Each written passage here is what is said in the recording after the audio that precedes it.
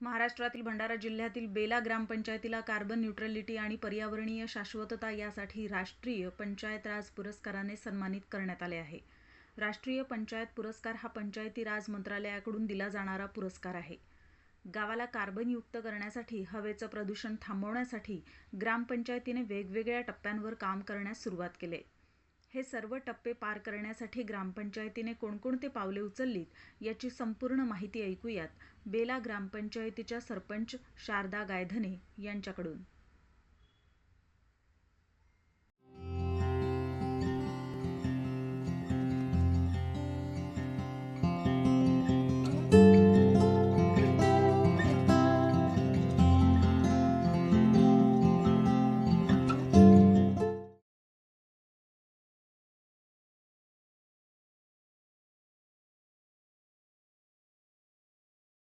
जो काही आता आम्हाला 11 तारखेला जो काही पुरस्कार आमच्या ग्रामपंचायतीला मिळालेला आहे, राष्ट्रीय पुरस्कार, कार्बन न्यूट्रल पुरस्कार. ॲक्च्युली याच्यामध्ये आपल्या राज्यातून, महाराष्ट्रातनं 11 ग्रामपंचायतीची निवड झालेली होती आणि 11 ग्रामपंचायतीची निवड झाल्याच्या नंतर त्यामध्ये समाविष्ट 3च ग्रामपंचायतीची निवड झाली, वेगवेगळ्या थीमनी आहे. त्याच्यामध्ये एक आपली ग्रामपंचायत होती, बेला ग्रामपंचायत, विशेष कार्बन न्यूट्रल पुरस्कारामध्ये. त्यामध्ये राष्ट्रीय स्तरावर आपल्याला पहिला क्रमांक मिळाला. आता हा जो कार्बन न्यूट्रल हा जो काही पुरस्कार आहे, तर 2022ला मी सरपंच पदावर कार्यरत झाली. 2022ला ज्या वेळेला तपासणी केली गेली त्यावेळेला कार्बनचे प्रमाण हवेमध्ये खूप जास्त प्रमाणामध्ये म्हणजे वाढायला लागलेले होते. म्हणजे हवा प्रदूषित खूप मोठ्या प्रमाणामध्ये, शहरालगत गाव असल्यामुळे खूप मोठ्या प्रमाणामध्ये ते प्रदूषणचं वाढायला लागलेलं होतं. मग एक असं डोक्यात आलं की गावाचा विकास म्हणजे रोड नाली बनवणं म्हणजे गावाचा विकास नाही, तर त्याही पलीकडे गावाच्या लोकांचं आरोग्य हे सुद्धा आपण लक्षात घेतलं पाहिजे. कारण प्रदूषणामुळे कुठेतरी आरोग्यांवर खूप मोठं हानी पोचायला लागलेली होती. मग आम्ही ते ठरवलं, ग्रामसभेमध्ये हा प्रस्ताव मांडला, विशेष ग्रामसभासुद्धा घेतली, एक समितीसुद्धा गठीत केल्याच्या नंतर आम्ही ठरवलं की आमचं गाव कार्बन न्यूट्रल हा पूर्ण 0 कार्बनयुक्त झालंच पाहिजे. त्याकरिता अधिकाधिक वृक्ष लागवड असेल, वृक्ष लागवडांची आम्ही जास्तीत जास्त वृक्ष लागवड केली. तर वृक्ष लागवड वाढवण्याकरिता वाणाच्या स्वरूपामध्ये सुद्धा महिलांना मागच्या वर्षाला वाणाच्या स्वरूपामध्ये सुद्धा आम्ही प्रत्येक कुटुंबाला आम्ही वृक्ष दिले. काही कुटुंबाला तर आम्ही झाडं पालकत्व म्हणून दिले की हे झाडं घ्या तुम्ही आणि याचं पालकत्व स्वीकारा, जेणेकरून असे गावांमध्ये अधिकाधिक वृक्ष लागवड कशी केल्या जाईल याच्या स्ट्रॅटेजी शोधत गेल्या. आणि त्या स्ट्रॅटेजीच्या माध्यमामधनं गावांमध्ये अधिक वृक्ष लागवड झाली. परत आपण बघतोय की डिझेलचा वापर आणि पेट्रोलचा वापरामुळे अधिकाधिक हवेमध्ये प्रदूषण व्हायला लागलेलं आहे. मग याच्यावर आळा घालण्याकरिता आज आपण बघतोय की इलेक्ट्रिक व्हेकलचा वापर बेला गावांमध्ये वाढायला लागला. आणि काय झालं की डिझेल पेट्रोलमुळे होणारा जो धूर होता तो कुठेतरी नाहीसा व्हायला लागलेला होता. परत तिसरी स्ट्रॅटेजी आम्ही वापरली ती सोलर.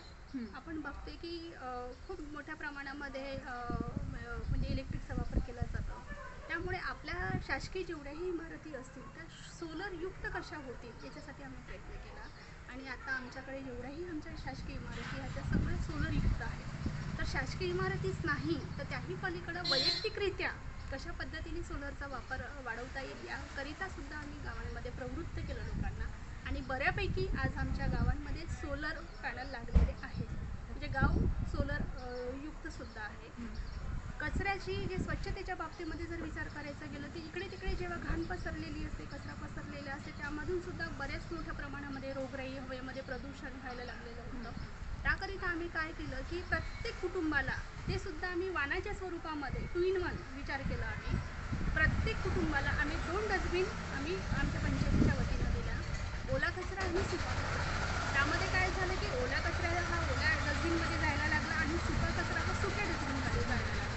आणि वर्गीकरण जेव्हा घरातूनच व्हायला लागलं आणि प्रत्येक वार्डमध्ये आमचा कर्मचारी सकाळला जातो आणि त्या कचऱ्याचं वर्गीकरण घरातूनच केलं जातं. मग काय केलं, त्यामुळे काय झालं की जो गावामध्ये इतरस्त पसरणारा जो कचरा होता तो नाहीसा व्हायला लागला. आणि त्यामुळे गावामध्ये सुद्धा स्वच्छता राहायला लागली. आणि त्या स्वच्छतेमुळे काय झालं की जो हवेमध्ये जो प्रदूषण होत होता त्याला म्हणजे आळा बसायला लागला. राहिला विषय परत आहे ना प्लॅस्टिक बंदीचा. आम्ही वेळोवेळी प्लॅस्टिक बंदीविषयी गावामध्ये सूचना असेल, दवंडी असेल, पथनाट्याच्या माध्यमामधून जनजागृती असेल, ह्या जनजागृतीच्या माध्यमामधनं काय झालं की प्लॅस्टिकचा जो वापर होता, आधी काय करायचे लोक की प्लॅस्टिकचा कचरा आणि साधा कचरा हा एकत्रितरित्या ठेवला जात होता. पण अशा जनजागृतीमुळे मुळे काय झालं की बऱ्याचशा कुटुंबांमध्ये ते प्लॅस्टिकचं वर्गीकरणच वेगळं व्हायला लागलं आणि कचऱ्याचं वर्गीकरणच वेगळं व्हायला लागलं. मग ते प्लॅस्टिकमुळे आम्ही काय केलं की प्लॅस्टिकचा कचरा जो आहे त्याचं साठवणूकच आम्ही वेगळं केलं, म्हणजे घनकचरा व्यवस्थापन केंद्रच आम्ही उभारलं. आणि ते घनकचरा व्यवस्थापन केंद्र हा कुठेही शासनाने आम्हाला दिलेलं नाही, आम्ही ते लोकसहभागामधून आम्ही ते तयार केलेलं आहे. आणि ते घनकचरा व्यवस्थापनमध्ये सुद्धा आम्ही वेगवेगळे कचऱ्याचे वेगवेगळे कप्पे आम्ही तयार केले, म्हणजे प्लॅस्टिकचा कचरा असेल तो वेगळा, ओला कचऱ्याचा असेल तो वेगळा, घातक कचरा असेल तो वेगळा, इलेक्ट्रॉनिक कचरा असेल तो वेगळा, म्हणजे प्रत्येक वेगवेगळ्या स्वरूपाचे कचऱ्याचे वर्गीकरणच आहे ना आता त्या घनकचरा व्यवस्थापन शेडमध्ये आमच्याकडे केला जातो. परत प्लॅस्टिक अतिरिक्त गावामध्ये होत असल्यामुळे, कारण गाव पडतं मोठा 10 ते 12,000 लोकसंख्येचं गाव, त्यामुळे प्लॅस्टिक दबाई मशीनसुद्धा आमच्याकडे आहे, कारण ती इकडे तिकडे जाता कामा नये किंवा इथं तिथं त्याचा हे होता कामा नये, त्याकरिता ती मशीनसुद्धा आम्ही घेतलेली आहे. परत अतिरिक्त जो काही कचरा आमच्या गावामध्ये निघतो, आम्ही एका कंपनीसोबत एजन्सीसोबत आमचा टायप आहे, तो येऊन आमचा कचरा घेऊन जातो. म्हणजे या माध्यमामधून काय झालं की हे जे आम्ही या सूत्रांचा वापर केला, या सूत्रांमुळे अधिक आमच्या गावाची म्हणजे स्वच्छता ही टिकून राहिली.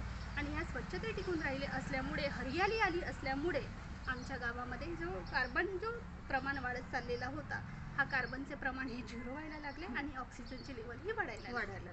त्यामुळे मग आम्हाला माहिती पडलं की नाही, ही एक स्पर्धा आहे आणि या स्पर्धेसाठी आपल्याला नामांकन करायचं आहे.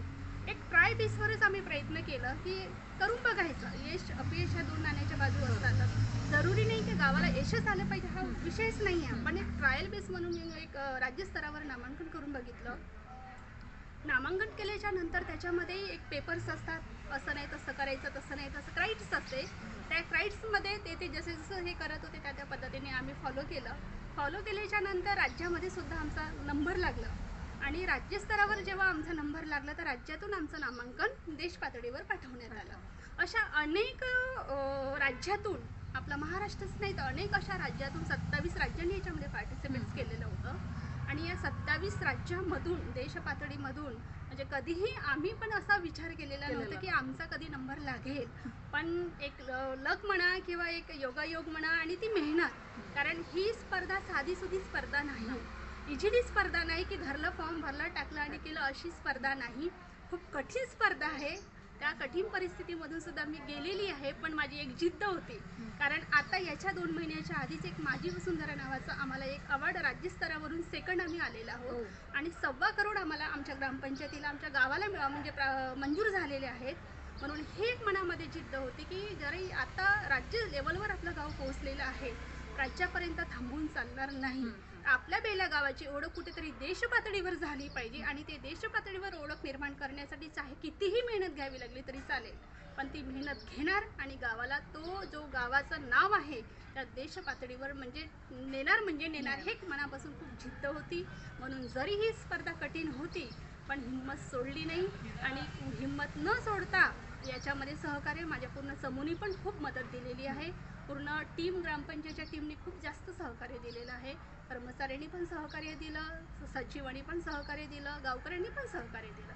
या सगळ्याच्या माध्यमामधून हा जो आज अचिव्हमेंट आहे, आज जो द्रौपदीजी मुर्मू मॅडम यांच्या हस्ते जो काही पुरस्कार प्राप्त झाला, याच्यासाठी तर खरंच मी धन्यवाद मानणार माझ्या समूहचे, माझ्या गावकऱ्यांचे. अशामुळे आज जी अचिव्हमेंट आम्हाला मिळाली, ह्या सगळ्या माध्यमामधून आम्हाला ही अचिव्हमेंट मिळाली. नुकताच